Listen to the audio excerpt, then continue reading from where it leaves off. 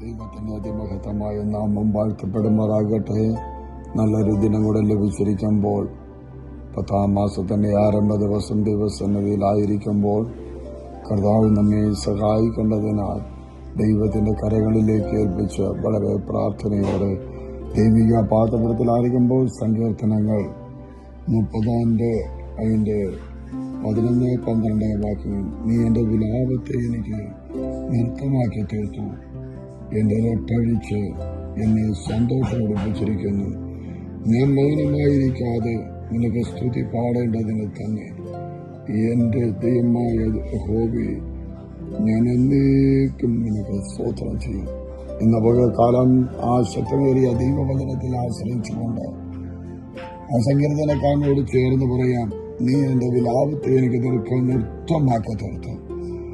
ഒരു ദിനം കൂടെ കാണുമ്പോൾ ശത്രുവാകുന്നവൻ വെല്ലുവിളിച്ച് വിലാപമാക്കി തീർക്കുവാൻ ശ്രമിച്ച സാഹചര്യങ്ങളെ അതിജീവിച്ചുകൊണ്ട് ഒരു നല്ല പ്രഭാതം കൂടെ കാണുമ്പോൾ കർത്താവിനോട് പറയാം, നീ എന്റെ വിലാപത്തെ എനിക്ക് നൃത്തമാക്കി തീർത്തു.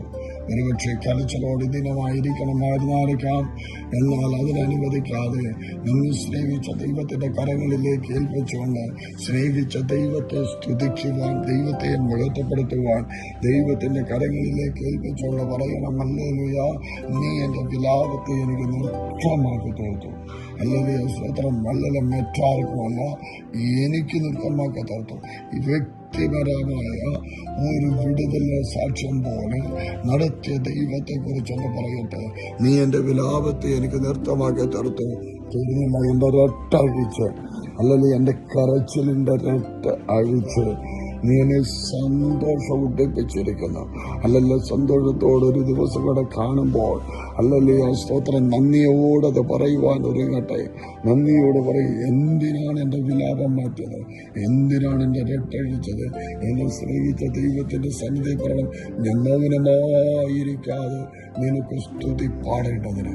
അനേകർക്ക് പാടുവാൻ കഴിയാതിരിക്കുമ്പോൾ, അനേകർക്ക് ദൈവത്തെ സ്തുതിക്കുവാൻ കഴിയാതിരിക്കുമ്പോൾ, ദൈവത്തിന്റെ നാമത്തെ ഉയർത്തുവാൻ കഴിയാതിരിക്കുമ്പോൾ എന്റെ വിലാപത്തെ നൃത്തമാക്കി തീർത്ത് എന്റെ രട്ടഴിച്ചെന്റെ സന്തോഷം ഒടിപ്പിച്ചത്, അല്ലെങ്കിൽ മൗനമായിരിക്കാതെ എന്നെ ഇതിനെ യോഗ്യനാക്കി തീർത്ത എന്റെ ദൈവത്തിന് സ്തുതി പാടേണ്ടത് തന്നെ.